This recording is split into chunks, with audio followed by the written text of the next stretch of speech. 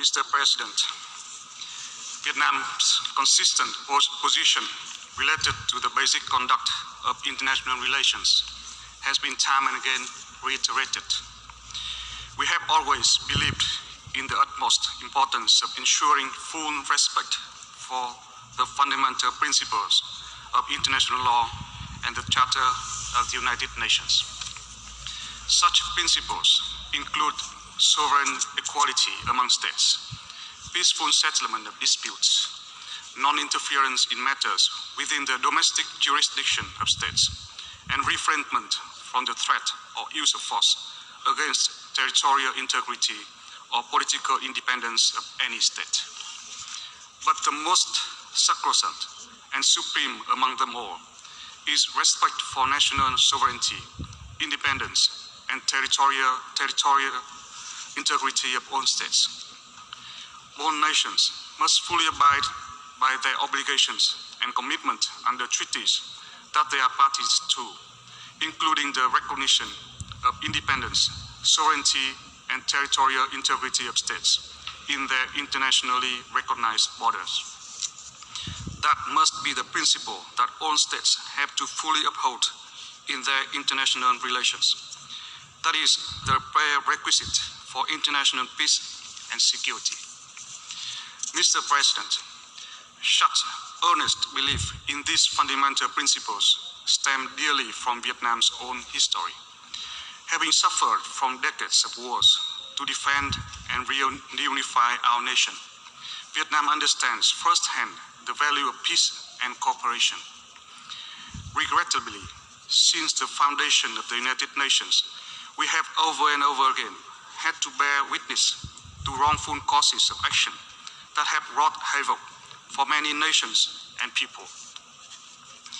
In the face of such challenges, throughout the decades, the Vietnamese people have strived for the righteous struggle shared by all progressive peoples, especially in our common advocate for the promotion of friendly relations among states and against the threat or use of force in violation of sovereignty and territorial integrity of all states. It is therefore with a heavy heart that we have been closely following the situation relating to Ukraine.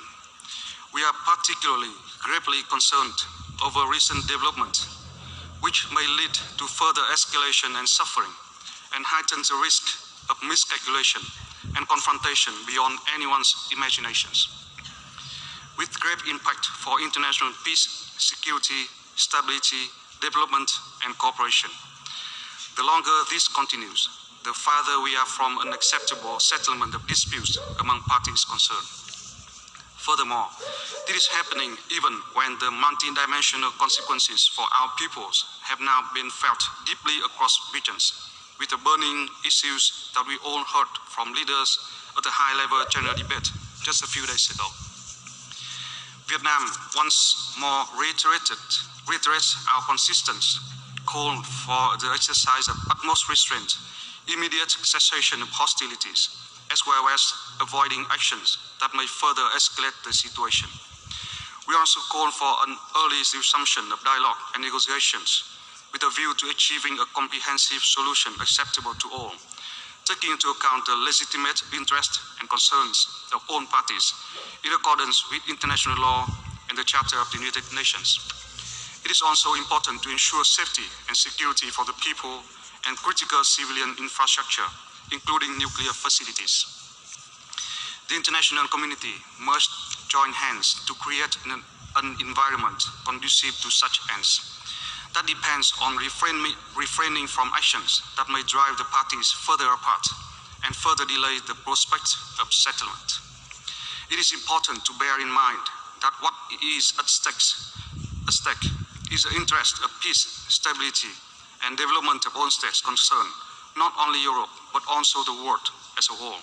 But first and foremost, the concerns and daily lives of each and every people who are suffering on the ground now.